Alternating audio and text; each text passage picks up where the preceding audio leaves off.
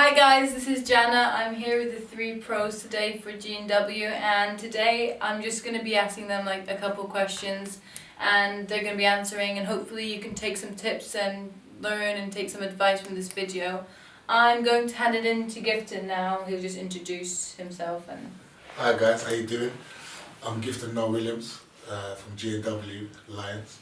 I'm here with my core group of coaches, with Carlan and Mikhael, and they're just going to introduce themselves to you before we get going. GNW Lions fans, here, Mikhael, goalkeeping coach. Carlan Edgar, professional football coach, soccer coach, GNW. GNW all the way. my first question for you, Gifton, is what is your overall vision for GNW? The vision for this academy is to set a platform.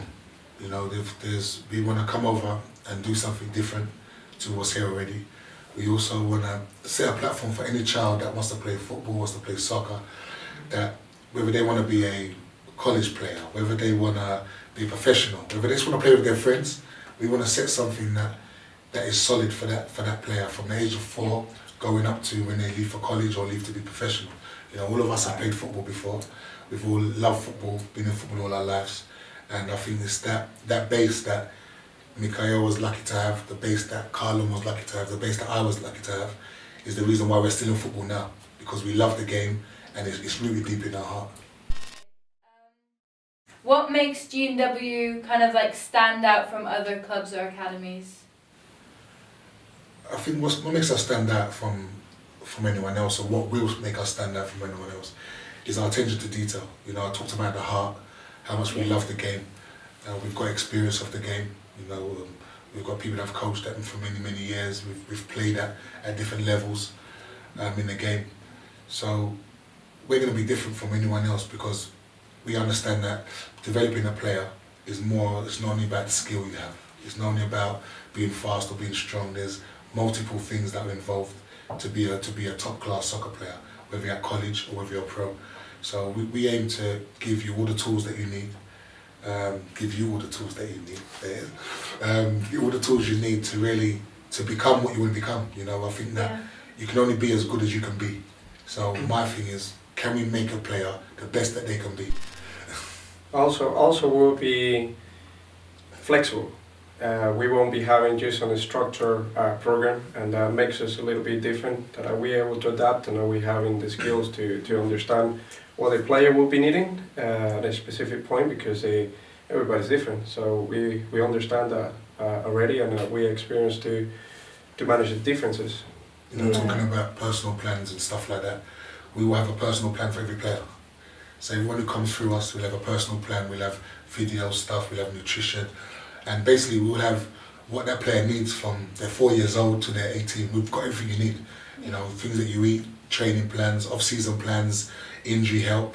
You know, we'll be able to, anyone who has subscribed, anyone who's signed up to us, you know, they'll be able to contact me direct, or you can contact him direct, or you can contact him direct. It depends which one you want to choose. You know, so they can contact us direct, and they can ask us questions, and they can ask us for advice. And we'll give them back a message straight away. So there's a lot of things that we're trying to do that's a little bit different. Alright, so the next question is for you, Carlan. How will the kids learn? Will they play games? What kind of learning environment will they be in? So that'll be a big thing for us as well, just making sure that the environment meets the needs, similar to what Gifton and Mikhael was talking about, thinking about the plan, the environment, learning styles, of different people, especially at a younger age, the ages and stages of the youth, and what we're talking about in terms of their specific attributes, what ages and stages they're at, so their technical age, and making sure that we're tapping into that and getting them up to a level that we think is good and competent for what they need, really. And if we're talking about game management, understanding the game itself, football at the different levels, if it's just for enjoyment, or they want to get to a level where they want to be college scholarship, or they want to be a pro in the game, and we've all got experience of understanding what levels it takes. In terms of the environment, what we want to make sure that it's fun, that they can engage with it, that it's challenging, because football is challenging, so we want to make sure that we're meeting those needs so that they can take that to whatever environment that they want to go. In terms of the outcomes, we want to make sure that they're getting the right outcomes that meet them as an individual.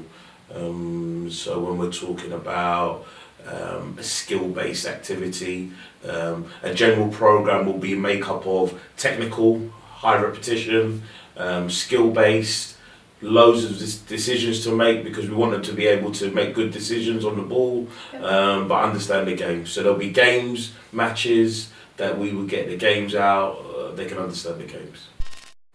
So, is it the same training strategies for goalkeepers? I will say yes and no. Yes, because we will take into consideration the individual and the environment that we're going to provide them. We will try to assess them. I think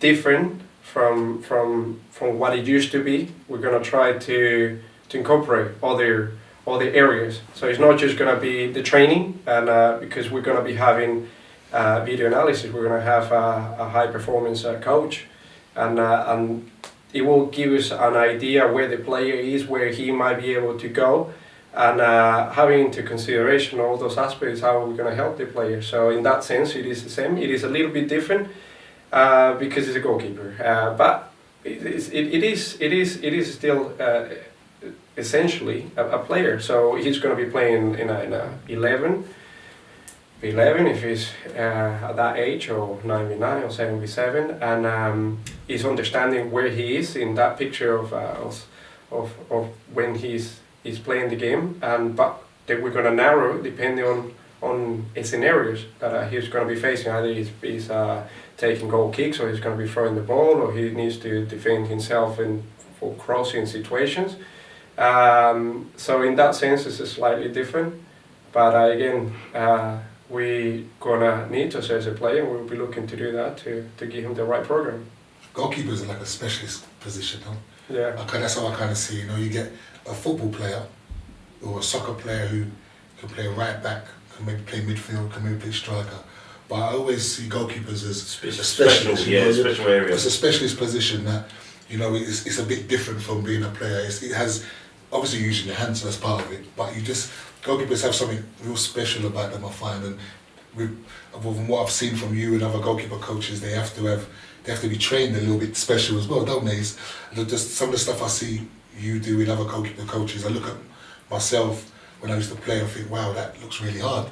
You know, it's a whole different level of jumping and diving and athleticism that is really, really intriguing, and like watching your sessions, I think it really brings that out with the goalkeepers and brings them to, which really stretches them to another level. It is needed but it's also needed to train with the outfield. A goalkeeper coach who cannot just take the goalkeeper on a corner and then start working and then expect it that in half an hour's time, hey, bring the goalkeeper, and then all of a sudden he's playing for the team. And I think what's going to happen, and what will be different, and this is happening at the moment in many clubs, is that the goalkeeper is somehow needs to be within the session, and I think that's something that we're going to be working hard to be the case at any age, whether it's 7, whether and it's 18. I think also that's what we've understood in terms of developing relationships. I think that's a big part of it. It's not just about being able to technically do something or being able to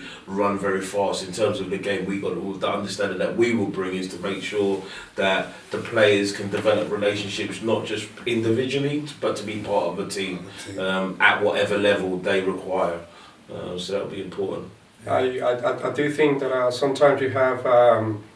And it happens, you know, no goalkeeper, but also the outfield player, they need to think a little bit selfish, you know, I want to play, but I don't know what you guys think about it, but you're going to have a player that need to think about themselves, but also play within the team. And that's quite an interesting way that the player will need to grow through the ages, because it is true. One team, not all of them, are going to make it professionally, and is maybe finding the balance, because they're gonna keep playing in team, so they cannot think individually. So I don't think the goalkeeper can be, don't care about the team. I don't need them to help me. I'm gonna be training with the goalie coach only, because he needs a team, because they're gonna be the ones receiving the balls when he's distributing them. But what do you think? I suppose it's finding a role within the team, because me personally, I believe that you have to be selfish to do your job, but I understand by you being selfish by doing your job, you're actually being part of a team, if that makes sense. I understand, yeah. So if my job is to run and to run for you, and I run for you, I'm doing my job, ain't I? And then that's part of a team, and that's how you build a team. So I feel there's the individual fact, the way you look after the body, all the other stuff like that, and then there's the team aspect to it. And you look around and you see, in in America, in North America, there's so many talented individuals. But if you look at their wisdom of the game, if you look at their understanding of the game, I think at times it slacks, and I think that is something that we could bring to the table. I think especially from your knowledge from the younger ones moving up, regardless of the position. So, how would you recommend a player to prepare before a GNW camp? Okay, it's a secret. It's the first time I'm saying this. So, when you sign up for this summer's camp, I personally will send you pre-work to get you prepared for the summer's camp. Also, they'll open up the avenue where you can come with any question you want, any inquiry you have, any technical aspect of the game that you've got a question about, you can post it to us, and one of the core coaches, will return the answer to you with a video message. How about that, eh? How many camps do you reckon the kids should do over the summer? It all depends on, we're talking about the fun again and the development. If you want your child to develop, and if you as a soccer player want to develop to the maximum and take full advantage of this great opportunity, then I recommend that you come to every single week that we have offered for you this summer. If you're someone who would want to sign up for 1 week or two, I'd recommend that they sign up at the beginning, because I'm sure once their child comes for the first 1 or 2 weeks, they're going to want to come for the whole summer. This is a summer camp, it's not a 1 week camp or a 2 week camp, it's a summer camp. So we want our soccer players to be with us all summer. So it goes through the summer? Go through the whole summer, where we can really give them the full depth of development and information that we can give them, to leave them at a good stead for their season coming up. Again, each week will be different, because, again, as mentioned earlier, the player will be having a plan already from the first day where we met them, or we will be assessing them. So the longer he will be staying with us, the more chance he will be having to progress. So 1 week will not be the same as the other, and a sign up for the last one doesn't mean that each way is different. Yeah. And a player who's there for 5 weeks is going to develop much more than a player who's only there for 2 weeks. So if you want to develop at the rate that you want to develop, and you want that to have an impact on yourself in terms of their soccer, then the more you're there, the more you develop. Yeah, I get that. So, are there any nutrition tips that you can give the players who are watching this right now? Yeah, we're going to have a nutrition page on our website where players and parents can go in there, and they can look at different foods and different nutrition tips that are for the typical soccer player or football player. Also, we've got a nutrition specialist that will be there on our website that can answer any questions that parents have, any detailed questions. Yep. And so we'll make sure that the player has everything they need, basically, to be the best they can be. So, if I was a parent, what advice would you give to me to find the right club? There's a number of things I would be considering if I was a parent. One, the quality of the coaches, and I would like to think with GNW, the quality of our coaches are UEFA qualified coaches, A licensed coaches, youth awards, advanced youth awards in terms of the core coaches, and beyond. The environment they're setting for learning. Is it fun? Is it engaging? Can they develop? Ability, outcomes. If I watch the session, could I see learning happening? Could I see enjoyment? That's what I would like to consider. in terms of cost, in terms of quality with cost, because it comes with a cost, it's going to come with a cost. Does that cost match up to the quality Is it worth it? of the coaching, of the standard of coaches, the expertise as well? We've played at levels that players would want to achieve. Do the coaches have that experience? Do they have that background information? Because they're going to be given the learning, giving the education to those players. So that's what I would be considering. First, do the players have the expertise? Do the coaches have the expertise? I mean, and can they get that to the players? Okay, that's the end of our video. Hope you guys liked it and hope you guys learned and took something from it. So until next time. See ya. See you later.